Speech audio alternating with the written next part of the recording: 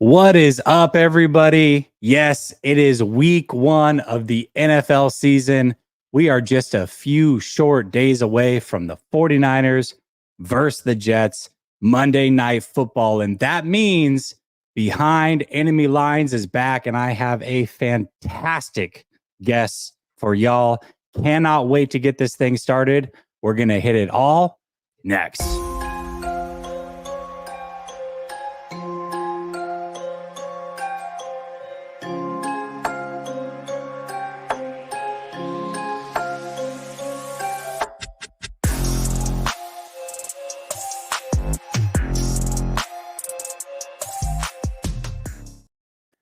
All right. Welcome back to Last Second Sports, where we are giving you our take down to the last second. And it's Behind Enemy Lines night, which means I've got my guest of the week, Matt O'Leary from Just Jets and Talking Jets is in the house. Matt, my guy, how you doing?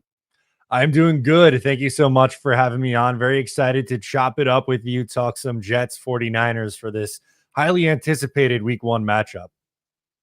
Yeah, this is a good one, man. It's interesting because we know that the 49ers have Super Bowl aspirations. They're knocking on the door year after year. And the Jets haven't been to the playoffs for a while, but I know there's a ton of optimism coming from that fan base. I've been seeing it for a few weeks. I got Jets fans in my chat trolling me. Y'all are very, very excited for this season. And I think that the roster is on point. There's some question marks, maybe with some age and injury, but there is a reason for optimism for the New York Jets. So this is an early test for both teams. I'm very, very excited about this one.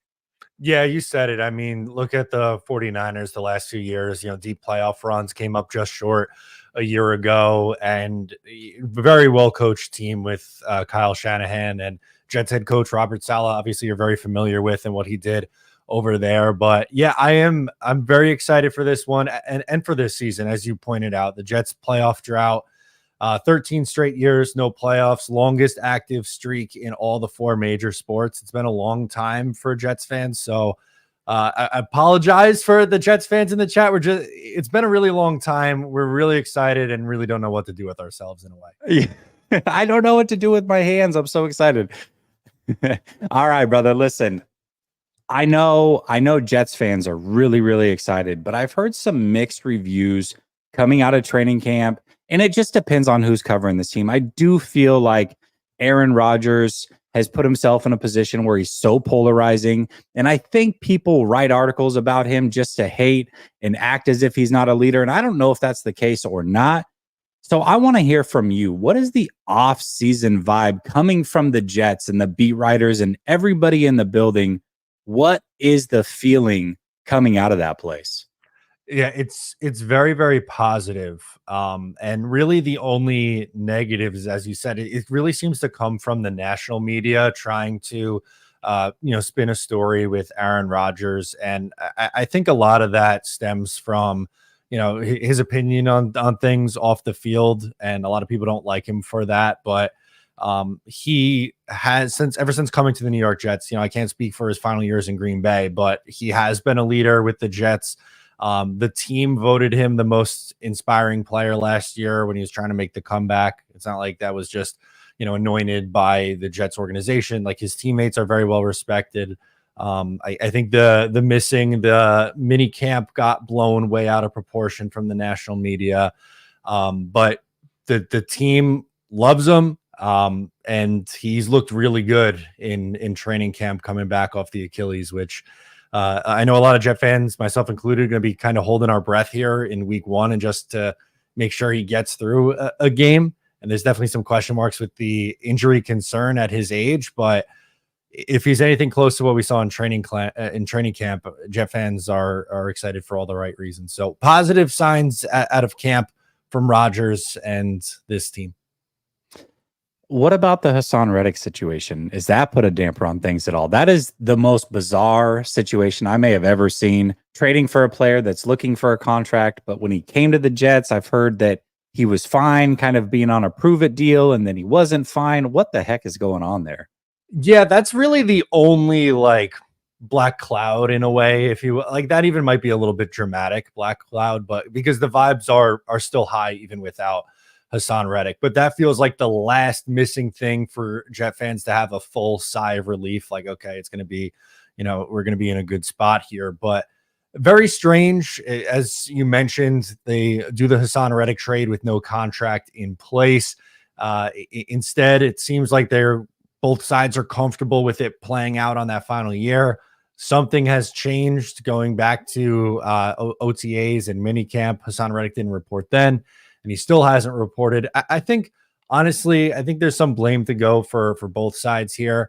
I think the Jets are being a little bit too stubborn. They won't even talk to him unless he's in the building. And from Reddick's side, I understand he wants to get paid. I agree that he is underpaid, but at the same time, I don't know what the benefit is for him holding out into the season in a contract year at his age. Like at 30, 31 years old, you have one more last chance here. And if you miss time into the regular season, I don't know how that helps his next deal, whether it's with the Jets or somewhere else in free agency in 2025.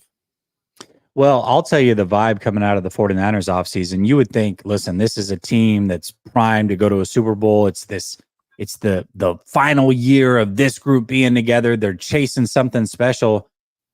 I went to training camp last year, and I went to training camp this year. And maybe it's because Ayuk wasn't there and Trent wasn't there. But last year, man, there was a buzz around this team. This team felt like it was the best team in the league. There was something special happening there, and you could feel it. It was palpable. This year, not so much the case, man. When I was at training camp, the vibe was a little off. It felt a little down. Everybody was on Ayuk watch. It just seemed like something was off. And I wasn't the only one to notice it. There were some other content creators in the area that were talking about it as well. There have been some bigger reporters and national media guys that have talked about it a little bit. Now, that doesn't mean that the 49ers aren't going to be ready to go. Doesn't mean that they can't go out and win. But everybody talks about a Super Bowl hangover. And I will say, I don't know exactly what that is, but it feels like this might be it. Things are a little bit off during this offseason, but the last week, of course, getting Ayuk, getting Trent, now getting CMC, vibes are right back on point. This team seems primed and ready to go. I just hope that it's not too little too late for a week one matchup in primetime against the Jets.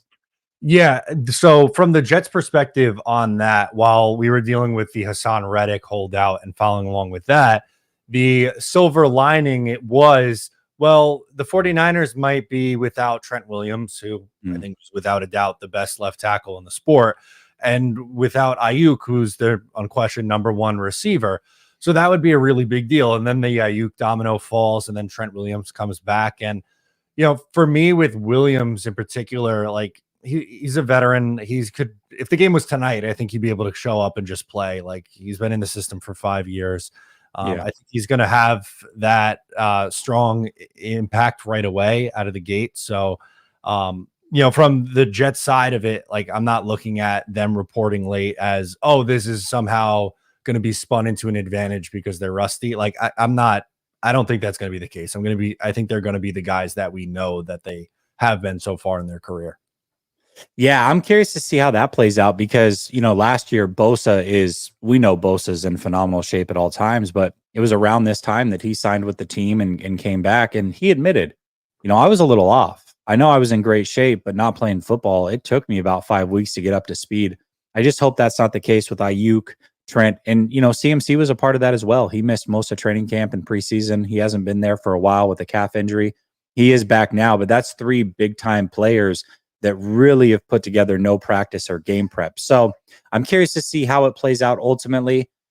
I think it's going to be a great game. We'll get into it a little bit more, but I got the resident troll in the chat, Brother Bob. He says, A-Rod ain't ish. You know it. Matt, he's whack. You can get this L. All right. He's gonna talk all night long. Just be ready for that.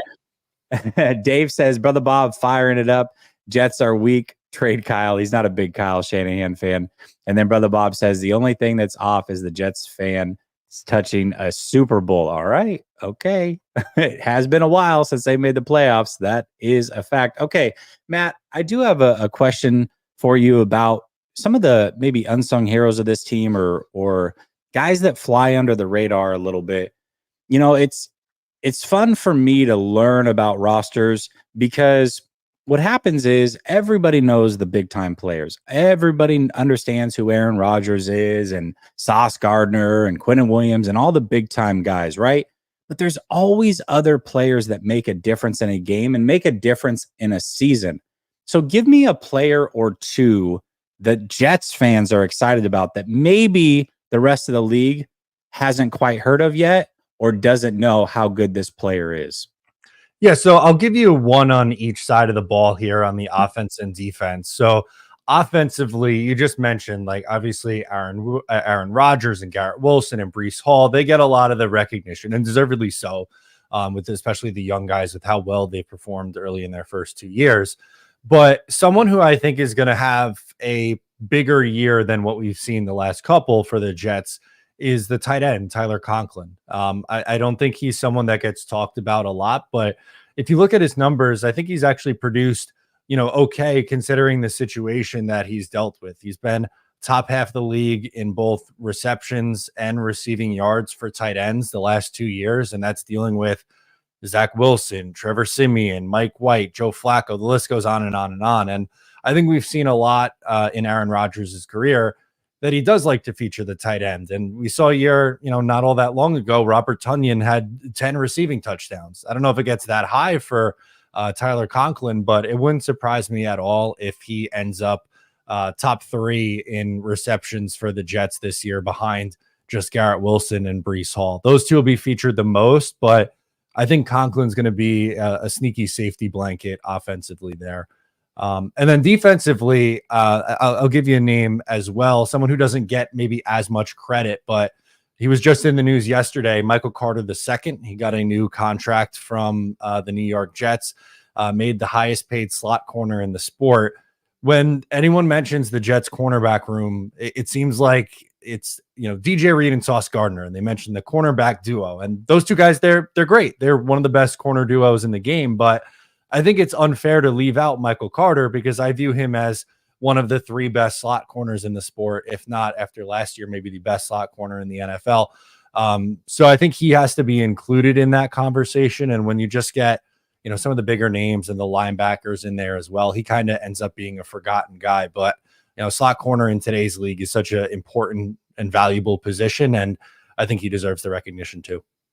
Well, and he just got a big time payday. I think he got a payday that made him the top paid slot corner in the league. So sounds like they agree with you. He'll be there for quite some time, and Sauce isn't going to be far behind him. We saw that Patrick Surtain got paid as well. I'm sure Sauce will be up for a big contract next year. I'll give you 2 names as well, one on the offense, one on the defense. You got Jordan Mason, a.k.a. JP Mason. You may hear him called that. Running back, backup running back. Now, Elijah Mitchell has been a staple of this team for a few years now, and he had been the backup, but he's done for the year. We're sad that he's gone, but at the same time, JP Mason is a guy that we've been wanting to get on the field more and more and more over the last couple of years. He only has 83 career carries, but he averages 5.6 yards per carry. And I'm telling you, he looks and runs just like Marshawn Lynch. He's bow-legged, he's big, he's physical, he's got the dreads hanging out of the back of the helmet. He's very light on his feet, just a bulldozer. And Christian McCaffrey coming off of an injury. Also, Kyle Shanahan said that he wants to make a conscious effort for Christian McCaffrey to not touch the ball near as much this year because he wants to save him and make sure he stays healthy.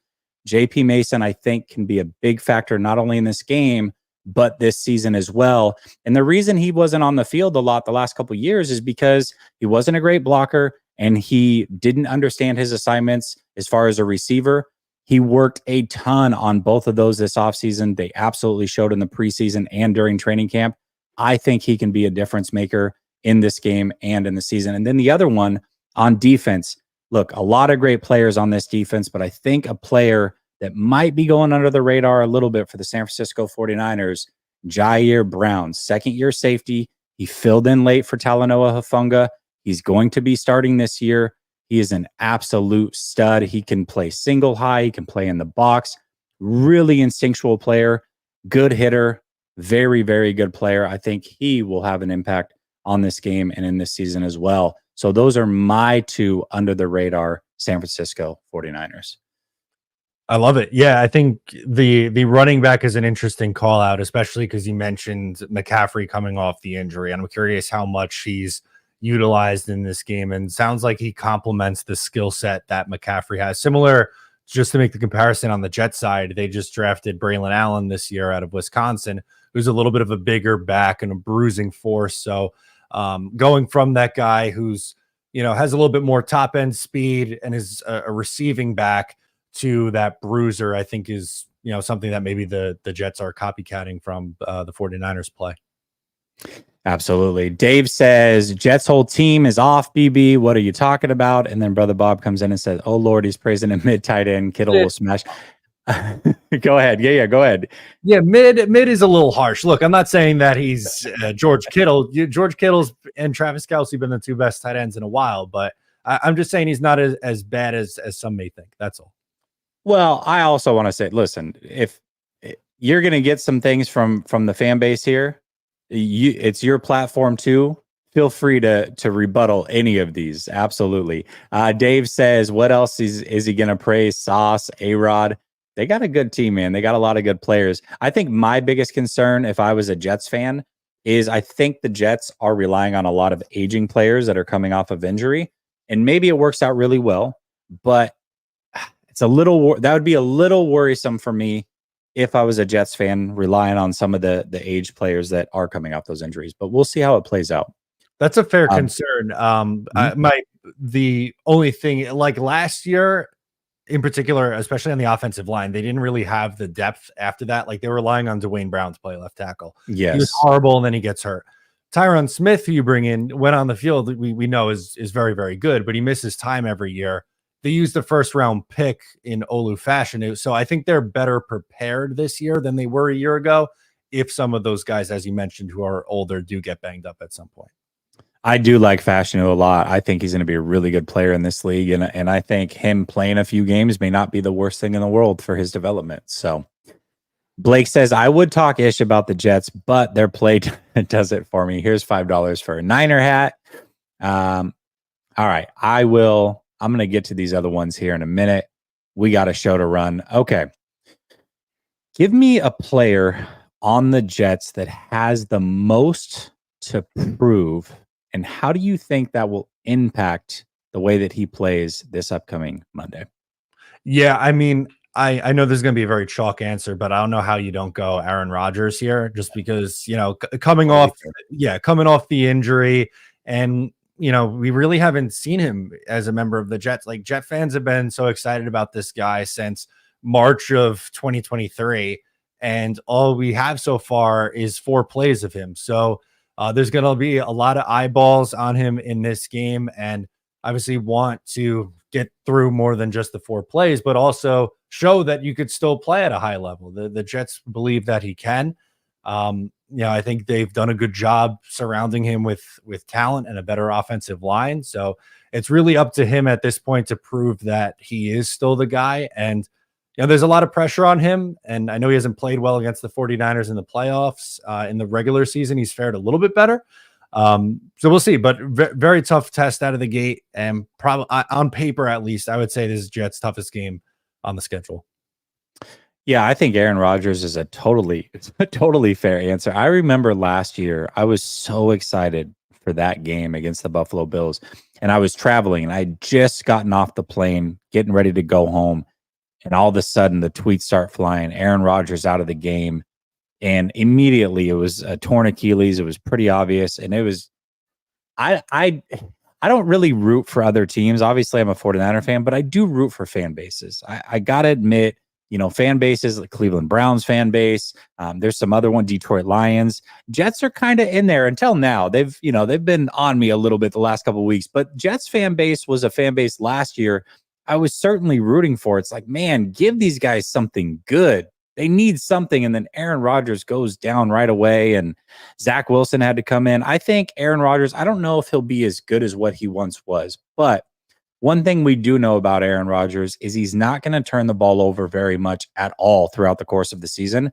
And I think just protecting the ball, allowing Breece Hall to do his thing, hopefully he can stay healthy as well, and then that defense can just be dominant, that's enough to win a lot of games in this league. And that's also a strategy that travels in the playoffs. So I think that Aaron Rodgers can at least be that. And if he somehow returns to form, then it's like, man, this team could be very, very interesting. But week one, I don't know how to look out the gates. It might take him a while to get up to speed. He's looked really good in the training camp clips that I've seen, but he hasn't played football in a very, very long time. So I'm curious to see what it looks like for him. Yeah, and I think you bring up a really good point there, and it almost in a way, and it makes sense seeing who the Jets head coach is and Robert Saleh in a lot of ways reminds me of the 49ers, because I think this team is going to be built around having an elite defense. They're going to want to run the ball a lot. And if Rodgers is even just average, I think it's going to be a big improvement. They've won 7 games the last 2 years with by far the worst quarterback room and set of starters in the NFL. So even if Rodgers is the 15th best quarterback, I don't know how their record doesn't improve by 3-4 games just there. And then after that, if he gets back to that MVP form, which I'm not going to go that far and say he's going to be MVP, but if he could be, again, top half of the league quarterback, I think that's when the Jets could really do damage. Yeah, I think for the 49ers, a player that has the most to prove, and it's not like this player isn't good. We know this player is very, very good, but he missed all offseason. There was a major contract dispute, and he's going against one of the best corners in the league. If for some reason the 49ers lost this game and Brandon Ayuk has like 3 catches for 14 yards, the fan base is going to be on him. They're going to be at his neck. So that is something that I'm going to be looking forward to. What does it look like for Brandon Ayuk? And listen, if Brandon Ayuk had a whole offseason, I think game plan wise, the 49ers would probably use him a little bit more as a decoy, run off sauce, get him out of the area and allow other guys to work anyways. So I don't know that this game was ever primed for him to have a big game. But the fact that he just got big time money, there was that struggle, that dispute. And you know how it is. Some fans choose the ownership to back, and we're all about backing the name on the front of the jersey, not the back. Other fans back the player. So you have a little bit of a struggle there. But if Ayuk struggles and this team loses, I don't think it'll be pretty for the first week of the season for him. So I hope for his sake he has a really good game. And he certainly does have a lot to prove to a big chunk of this fan base that is upset with how he handled the offseason negotiations. Yeah, I mean, that's going to happen anytime there's a negotiation like that. It gets really ugly. The Jets are dealing with that right now, obviously, with Hassan Reddick. And some fan bases, or some of the fan bases backing the player. The other part is backing, the team and Joe Douglas and ownership and the whole thing. So it's really tough. And for Ayuk, for his sake, coming out of the gate and performing right away would kind of get the fan bases, the fan base that turned on him back in his good graces. So I'm curious to see how he performs in week 1. But as you mentioned with Sauce Gardner this year, the Jets are going to travel him a little bit more. They haven't really done that his first 2 years.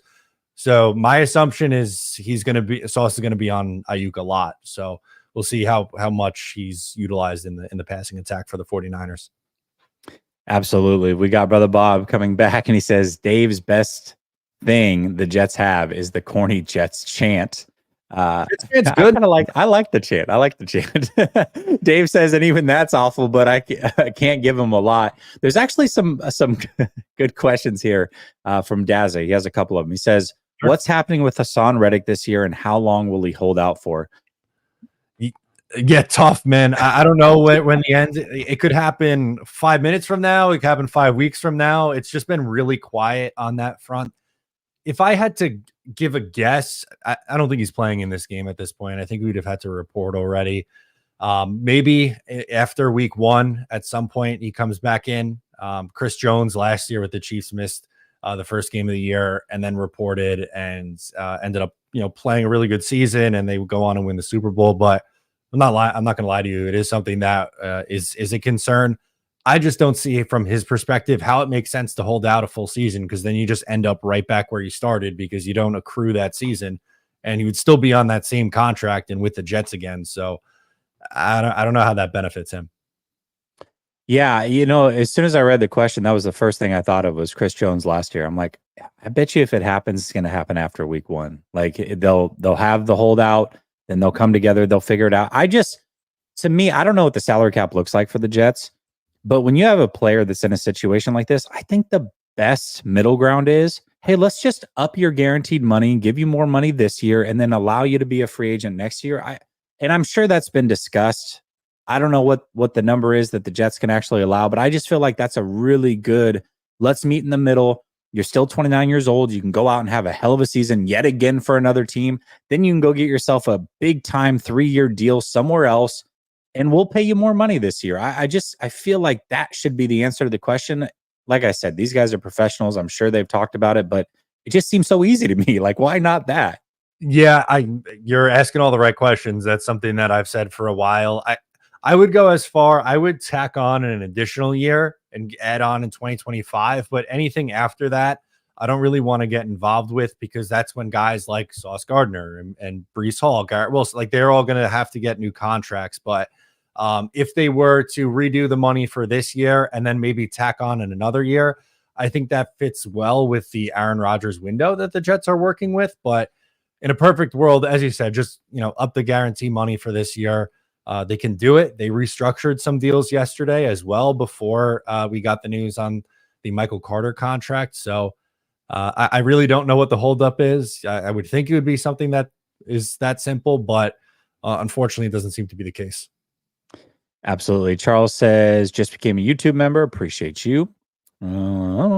Actually, hold on. There was a super chat that I missed. The question was from Daza, and it was about Javon Hargrave. Like, what is the realistic expectation for Javon Hargrave? Now, Hargrave certainly had a down year last year. Self-admittedly was out of shape, which is frustrating to go out and pay a player like that and have him come in out of shape on a team that was trying to win a Super Bowl. I think the expectation is that he performs like a legit top 5 interior pass rusher this year. That's what he was brought in to do. That's the expectation. And he came in much better shape, according to him. So go out and be that dominant interior pass rusher. You've got a guy like Bosa right next to you to help you out. There's no reason why he can't get back to form the way that he was with the Eagles 2 years ago. That's the expectation. Yeah, I totally agree with you on that. Just from everything that he was able to do in Philly, I don't see why he can't get back to being that player. Brother Bob says, Matt is pondering, will the Jets lose by 9 or 19? Take the over, bro. And then Matt comes in with... Come on. These two teams are two great defenses. Take the under and the Jets with the points. This is a field goal game, one way or the other. Matt says, I hate this matchup. Comes down to the Jets D-line versus our O-line, and he laughs at that. And then the Jets running game versus our defense. Jets win 20-17. Well, there you go. There's a Niner fan coming in and picking the Jets. So this might be my favorite Niner fan so far. I like it. Oh, man. All right, let's talk about a matchup or two. Matt gave us one that he's worried about, or a couple he's worried about. Give me first a matchup that concerns you when it comes to the Jets and the 49ers in this game. Yeah, so I don't know if this one will come as a surprise to you or not, but for me, I look at George Kittle as the guy that I might be most worried about, because the Jets, they have a great defense, but at times they have shown that they could get beat by a tight end. David Njoku at the end of the year had a really big game against them on a Thursday night game in Cleveland. And granted, like, the Jets were already out of it at that point. It was a Trevor Siemian start. Like, I get why the defense didn't have the best games, but if you look at the Jets corner room and their linebackers and the defensive line, that's where I'm really comfortable. But at safety, I think they really lack that true great free safety to keep up with a guy like Kittle. And I just don't think he's someone that I'd feel comfortable putting a linebacker on. And Quincy Williams, who's the better of the two cover linebackers between him and CJ Mosley, I think is going to have his hands full with McCaffrey out of the backfield. So I think Kittle could end up finding himself open at times and making some plays in this game. All right. I'm going to agree with Matt here on the run defense. The 49ers are without Dre Greenlaw, who is a menace in the run game for the 49ers defensively. They lost Eric Armstead, who is one of the better interior run defenders in the league. And it's not that I'm worried like I know it's going to go bad. I'm just worried in a curious fashion. There were times last year, the 49ers boat raced so many teams that teams had to stop running early. But there were times where games got close, teams were able to stick to the run game, and it gave the 49ers fits at times. I'm curious to see what it looks like up the middle of this defense and can they contain the run? And I don't think there's a better way to find out than versus the Jets and Brees Hall, because Brees Hall is a do-it-all running back. He can run with power. He can run with speed. He truly is a special, special player in this league. And I'm curious to see if the 49ers can slow him down. And if they can't, and then Aaron Rodgers can come in and throw, 24, 25 passes, complete 60%, not turn the ball over. I think this game can be very, very tight. And I would prefer that the 49ers aren't in a tight game week one. I don't want to get the nails bitten down to the nail bed. So I think the run game of the Jets is a concern of mine and really more of a curious concern. Can the 49ers consistently stop a great running team like the Jets? Yeah, I love that. And to just piggyback off of that, I think that is going to be the Jets' game plan in this game. I think they're going to run the crap out of the ball, and not just with Brees Hall. I just mentioned Braylon Allen earlier in the show. He looked really, really good in training camp, and I think they're going to try to ease Rodgers back in. Everyone's excited about the Rodgers and Garrett Wilson connection, myself included. I love Garrett Wilson. But I think they're just going to try to run the ball, eat as much clock as possible, and play great defense in this game. If they were to win, I think that's the recipe for the Jets to do so. Absolutely. Now let's go positive. Give me a matchup that, as a Jets fan, you're very confident in heading into week one versus the San Francisco 49ers. So for me, I think it's the Jets interior defensive line against the interior offensive line of the 49ers. I think Quinn Williams is setting up to have a really good day. And, he's obviously super important as both a pass rusher and against the run. But also, I mean, you guys are very familiar with Javon Kinlaw is now going to be playing next to Quinn Williams. So a little bit of a revenge factor there, maybe going up against his former team. Robert Saleh loves the guy. He's talked him up all training camp and throughout the preseason. And, I think it's a big test for him in week one to see kind of how he, acclimates to the Jets. And they rotate their defensive line a lot too. So they like to keep their pass rushers fresh. But for me, I look at the Jets interior rush, and I think that's maybe an area where they could wreak some havoc in this game. Absolutely. I'm curious to see, was Kinlaw healthy all offseason? Was he at all the practices? Like, was there anything? Because he's had some knee issues off and on. Really, the first 3 years he was in the league, he wasn't involved in training camp for the most part because he just couldn't make it through the offseason healthy. Yeah, he was a full participant, and they actually talked about him adding 30 pounds of muscle this offseason, which sounds like a crazy amount. But from my understanding, injuries and being a little bit of a lighter player was some of his issues with the San Francisco 49ers. So I'm kind of, again, I'm curious to see how that plays out. We don't know because we haven't seen him in the regular season yet at this new weight. So again, I don't think he's ever going to be someone who's great against the run, but maybe he just won't get pushed around as much by some of those bigger interior linemen is my thought. Yeah, Javon Kinlaw is interesting. I can tell you he's one of the bigger men in the league. I mean, he looks the part for sure. And that was even being lighter last year. But last year was the first time that he was able to make it through a whole training camp healthy. And you saw the benefits. And then also it was helpful for him to be a rotational player last year, helped him get through the season. I don't know about him as a starter. Now, Quentin Williams is just so good that I feel like you can plug in any mid-level player next to him and it'll be okay. But if he was healthy again this offseason and was able to put back on the muscle the way that he looked in college, he might be able to be a difference maker for y'all. So I'm not rooting for him this game, but for the rest of the season, I really do hope he has a good season and is able to get paid again. His story it's a crazy one. I'm sure you guys have heard of it. But he's been through a lot, man. And it's hard not to root for a guy like that. So hopefully things go well for him. I'll give you a matchup that I'm confident in as a 49er fan. I think, you look at the defensive backs on this team and they're phenomenal. And the best way to avoid them is to just work up the middle with guys like George Kittle. You mentioned George Kittle. CMC is the best receiving back in the game. And then you got Juice, who little known player. He's a fullback, plays a position that's not the sexy position. And a lot of teams don't even carry fullbacks, but Juice is the best fullback in the league. Very good route runner, very good pass catcher. I think utilizing those guys in the short game, getting them matched up with the safeties and the linebackers, that is a path to success for the San Francisco 49ers. So I'll say those three versus anybody up the middle that the Jets can throw at them in coverage. I think those are matchups that I'll be looking for the 49ers to win. And I think they're going to need to win that matchup in order to win this game. Yeah, and I think the same thing. I think that's really fair. I mentioned Kittle as a potential concern.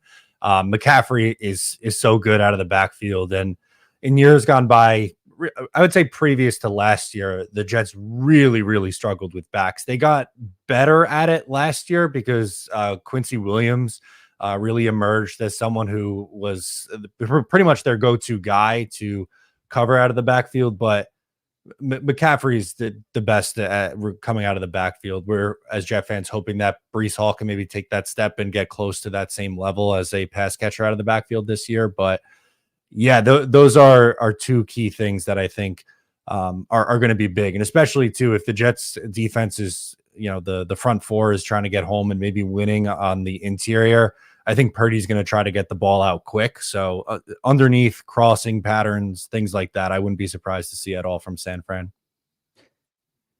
Before we get to the next topic, I do want to give a shout out to the sponsor of the channel, Underdog Fantasy. Underdog Fantasy right now has a great promo running.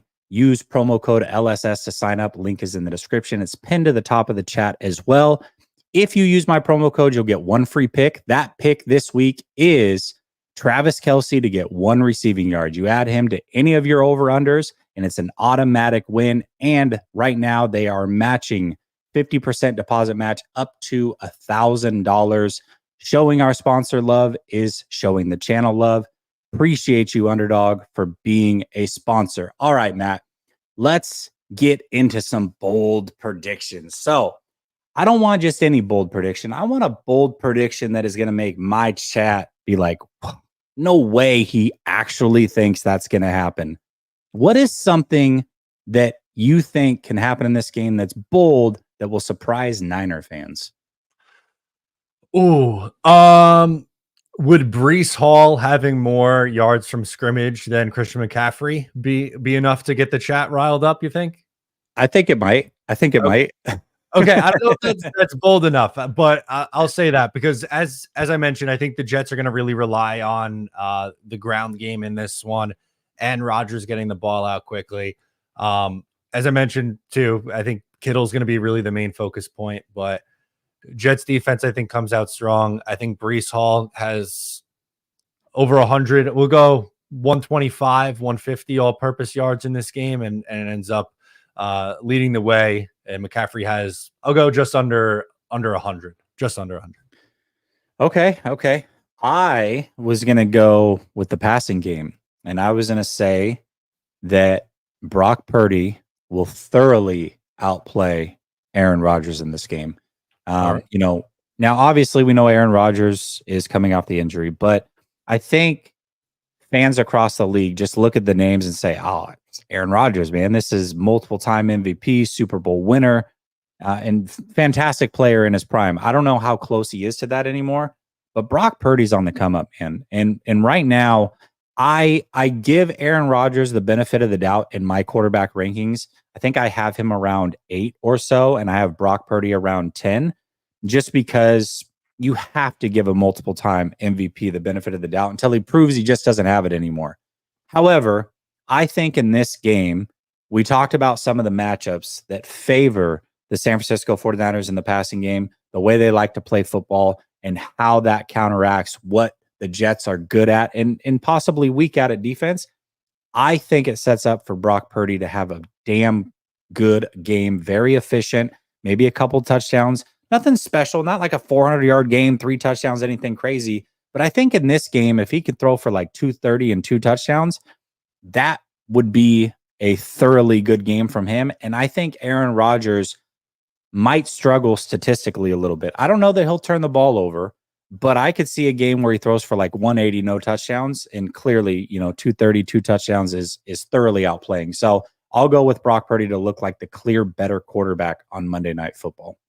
All right. And if the 49ers try to throw a little bit more, I could see that, because I mean, you were talking about a scenario where maybe Rodgers is throwing only 25 times, and I think it would be tough for him to get over 200 yards if he's throwing it only 25 times. I don't think, at least not in this matchup, I don't think the Jets will be taking many shots down the field. I expect a much more vanilla offense, and that's why I made my Breece Hall prediction. I think he's going to be close to 20 carries, probably 5 to 7 catches as well. So I could see it.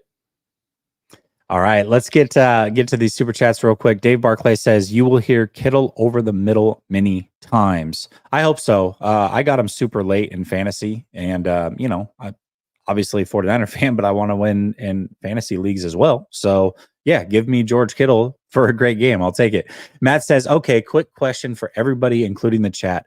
Who gives up more sacks? Colton McKivitz, he calls him McGiveth, or Jake Brendel? Quinnen Williams is going to feast. I say Brendel. I have actually do have a question for you. Our right tackle, Colton McKivitz, he calls him McGiveth here, shouldn't be a starter in this league, in my opinion. But Hassan Reddick would normally line up over the right tackle a lot. He's not going to be there. Now, I know that you drafted Will McDonald a couple years ago, Brock Purdy, former teammate of his. How has his development come along, and what did the edge rushers look like moving on from a very good pass rusher who ended up with the Eagles, oddly enough, and then you go and trade for Hassan Reddick, who's likely not going to be there? Can the Jets generate a pass rush, in your opinion, from the edge position without Hassan Reddick on the field? And who would it come from? So Jermaine Johnson, I think, is going to be on the other side. So it wouldn't be him. And Jermaine had a really, really big year too last year. It was a Pro Bowler. But so that's where I'm a little bit concerned on the other side, because Will McDonald, I don't think, is ready to be an every down player yet.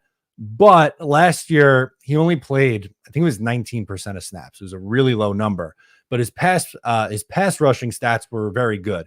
So I could totally see him this year playing, maybe it's closer to like 40%, and they putting him in obvious pass rush situations, 2nd and long, 3rd and long, trying to get off the field.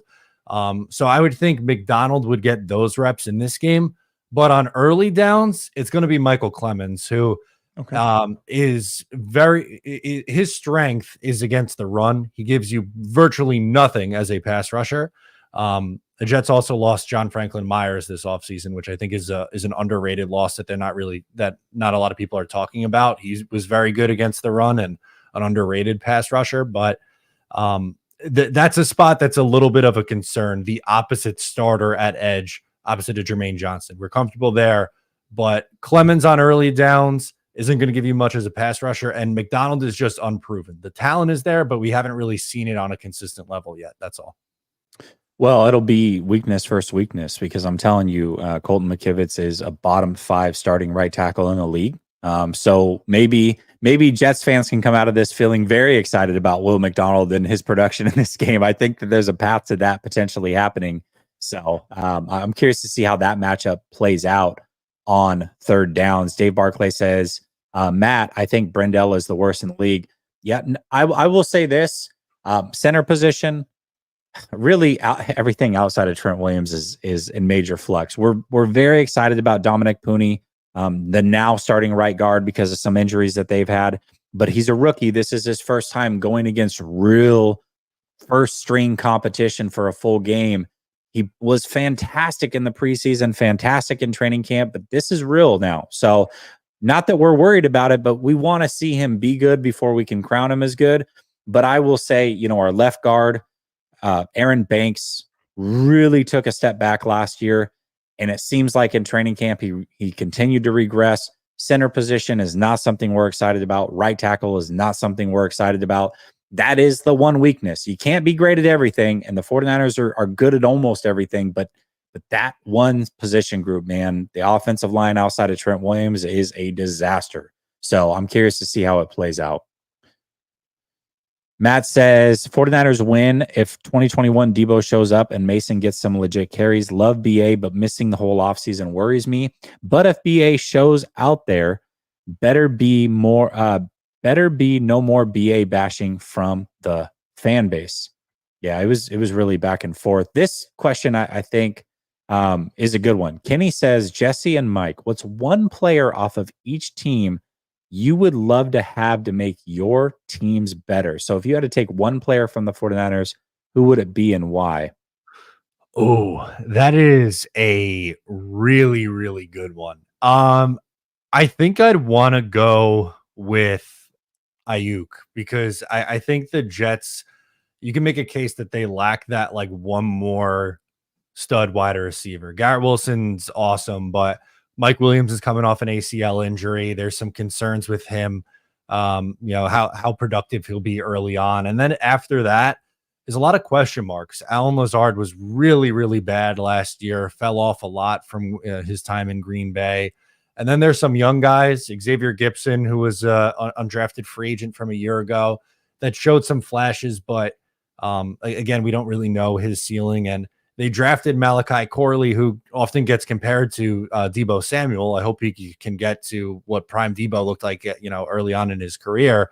But that's asking a lot from, a third round rookie for him to come in and produce right away. I think if the Jets had, a really stud receiver to pair with Garrett Wilson, that'd make me a lot more comfortable with this team.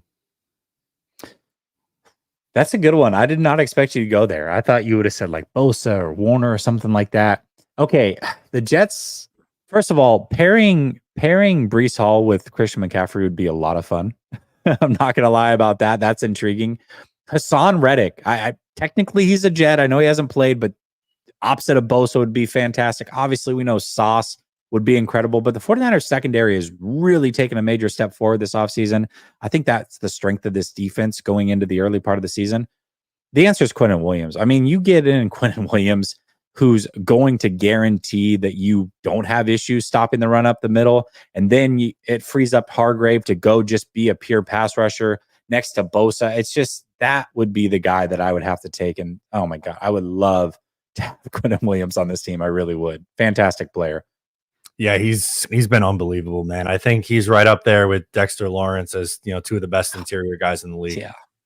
Dexter Lawrence is fantastic too. Matt McEwen says 49ers need to bully the Jets defense. Jets defense gets frustrated when they get punched in the mouth. And then Dave says, okay, honestly, is the Jets O-line any good? This is a very good question. I think, Mekhi Becton ended up being a bit of a bust for y'all. He couldn't stay healthy. He's now playing guard over with Philadelphia. Interesting. They took quite a few players from you guys, but he's playing guard over in Philadelphia. But you guys have really gone out and revamped this offensive line. You got a new left tackle, a new right tackle. You go out and draft another guy in the first round. What does this offensive line as a whole look like? Is it that much improved, and are you confident in it? So it is vastly different than a year ago. From the Jets opening day starting offensive line last year to this year, there are 4 new starters. Connor McGovern was the starting center to start the year. He ends up getting hurt.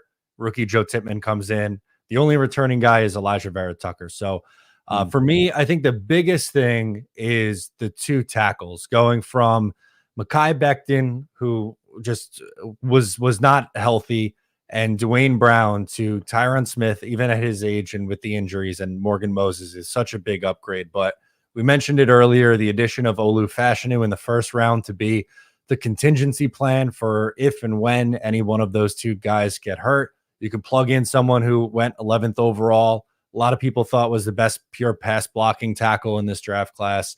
So I feel comfortable there.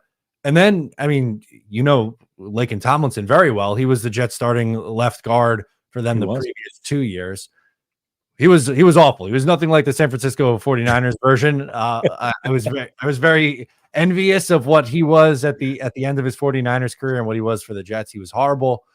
They replaced him with John Simpson, so that should be an upgrade there.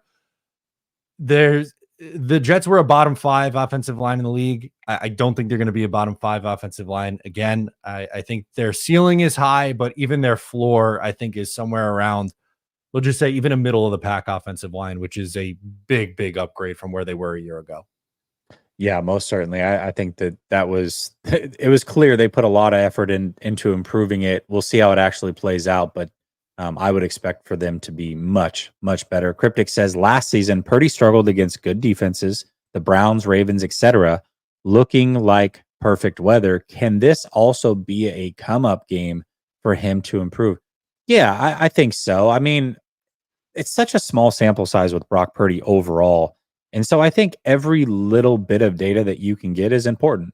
And right now, in some of the against some of the better defenses, it hasn't looked great. But again, we're talking about such a small sample size.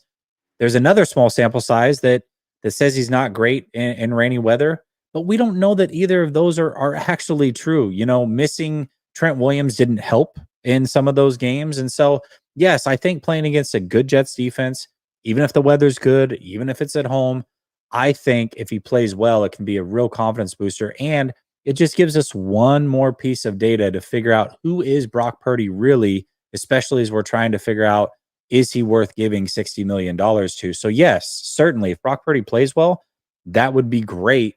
And I think it would be a data point that all 49er fans would be excited to obtain. So, yeah, I agree with that. I mean, I think the Jets have a really good chance to be a top 5 defense this year. So if he puts up good numbers against a defense that, ranks that high, I think you could absolutely take that as a positive. Matt says he would love to have Sauce with Demo and Ward. Oh my freaking gosh. I know that trust me, there's some guys I would love to have. And then Harris says, who has a better game, Fred Warner or CJ Mosley? How good is CJ Mosley anymore anyways? I mean, I know the defense is good. Obviously I know the name is a fantastic player, but is he still that good of a linebacker or is he just kind of a name now? What do you think? So I definitely think Quincy Williams is the better of the 2 linebackers on the Jets, but Mosley's lost a step, but not enough to, like, he's not bad. He's still, I would say, fringe top 10 linebacker is Okay. where I would have him. His football IQ and his football smarts, it just really makes up a lot. And he really is the leader and quarterback of that defense. So I think he has value in that department. But to me, I think especially last year, Quincy Williams was the better of the 2 linebackers. Fred Warner, for my money, is the best linebacker in the NFL. So I would say probably Fred Warner, but I think, Quincy isn't really too far behind, and CJ Mosley around maybe top 10 to 12 linebacker in the sport. Okay. All right. That's good. Good to hear. Like I said, it's so hard to track everybody around the league and obviously fantastic player in his prime. It's just, you don't really get to see a lot of Jets games. And I know he's a little bit older. And so I'm just curious to see how good of a linebacker he is, but borderline top 10 is still pretty damn good. So, all right, Matt, it's that time. It's time to give our score prediction. So along with your score prediction, tell me how the Jets get it done, assuming that that's who you're taking. And if you aren't taking them to get it done, tell me what it is that holds them back from winning in week 1. What's your score prediction for this game? Okay. So I am going to take the 49ers in this game, 20-17, low scoring game. Like I said, take the Jets with the points. If it's at 4 points, I think it's a field goal game either way. I will say if the Jets are to win this game, I think it's going to be tighter than some of the chat thinks. I think it's going to be a very tight game, 1-score game. If the Jets were to win, I think they need to get pressure Brock Purdy and get him to make mistakes and create turnovers. If that's the case, then extra possessions, run the ball, hog the ball, play keep away, play good defense, create turnovers. I know it's very cliche, but I think that's what it would take. To me, again, as I said, I think this is the toughest game on the Jets schedule, and it's right out of the gate in week 1, which is frustrating. I didn't love that, seeing that when the schedule came out, but I think we get a great game. I'm not going to count the Jets out. I'm not the kind of guy who's going to predict them to go 17-0. I do think they lose some games this year, and unfortunately, 49ers, great team. I think they get it done at home. Let me ask you this: if the game's tight and the Jets get the ball with, I don't know, a minute 45, all three timeouts, down 4, are you confident that they can go and get that game-winning drive and that game-winning touchdown? How would you feel about that scenario if it came down to it? I would feel pretty optimistic. Not saying like 100%, 100% they're still in it. For sure, yeah. But I do feel confident in Aaron Rodgers and their plan offensively. Just going from, you gotta understand with what Jet fans have watched at the quarterback position the last few years, and just it's going to be a night and day difference from having to deal with, Zach Wilson and Trevor Siemian and Tim Boyle and on and on and on it goes. But um, I know Rodgers is older. He might not be, the top 5 guy that he was for so long, but man, like we see it in training camp, those throws are still there. So I think he still has some special moments left in the tank, and he lives for those moments. So I would feel pretty comfortable with the Jets having a chance to go down the field and score and win the game. This is why I love doing behind enemy lines, and this is why I try to reach out to realistic people. It's tough. It's tough to pick against your team when you got a chat full of fans that are especially excited about week 1 and a whole off season coming to this culmination of seeing Aaron Rodgers finally make it through a full game. And to pick against that is extremely level-headed. Extremely level-headed. I think the game is going to be very close as well. Obviously, I know the 49ers aren't going undefeated either. There's going to be some games where I'm going to have to pick them to lose this season. But I don't believe this is one of them. I just think that the 49ers have so much momentum going into this over the last week, bringing in all the great players that they have, whether it's through contract disputes or getting them back from injury. A home game with a lot to prove, a team that might have the Super Bowl hangover, and can they continue to climb up this mountain? I think they come out with their hair on fire, ready for this one. And I do. I think it's close. I would probably take the Jets with the points as well. And I've got a similar score. I've got it 20-16, San Francisco 49ers. This is going to be a defensive game. I could see a scenario where the 49ers come out, they score on the first drive. That's the scripted plays. They usually do well there. And it feels like the momentum of the crowd, it just feels like this could be a blowout, but the game slows down a little bit, a couple 3-and-outs back and forth. And all of a sudden, the game is a defensive battle. That touchdown early was enough for them to hold off the Jets, but I do think it's close. 20-16, San Francisco. Yeah, I love it. I think these are 2 really good teams, and who knows, maybe this won't be the only time they meet this year. Yeah. Hey, listen, man. I wouldn't mind facing the Jets again, because that means the 49ers are in the Super Bowl. So I would absolutely love that. It doesn't matter who the 49ers face, rather, although I don't know if I want to play the Chiefs again. That just seems to be a matchup that doesn't work out for us. But in the Super Bowl, that would be great. Dave says, if game was in New York, would the odds be even? I think the Jets would probably be like, it would be a pick 'em. It'd be like a half-point spread, I would imagine. Usually get 2.5 to 3 at home. So it's close to a pick 'em as is. Basically, they're saying 49ers are like a 2-point favorite. You flip that to New York, I think you'd probably be at an actual pick 'em. And then all day, every day, Kim says 48ers could have had Quinnen Williams instead of Nick. Who would you rather have? Don't be biased. Nick Bosa. I love Quinnen Williams, but Nick Bosa is the right choice for the 49ers. I do want to say this as we close this thing out. Great behind enemy lines to start things off. Matt's channel is in the description. We've got, let's see, 365 Niner fans watching this thing. It'd be nice to have 365 new subscribers over on Matt's channel. Link is in the description. Go check him out. If nothing else, if it's just to troll him after week 1, I'm sure he'll take it. Give him some love, man. He just gave us an hour of his time. Matt, thank you so much for kicking off this season for us. Good luck to your Jets this Monday night. Not too much good luck, but good luck to the rest of the season as well. Thank you so much for joining me, man. Absolutely. It was a blast talking Jets 49ers with you. And like I said, hopefully we get to do it again right before a Super Bowl. But yeah, same good luck to your 49ers as well. All right. Thank you, guys. Have a blessed evening. We'll be back soon.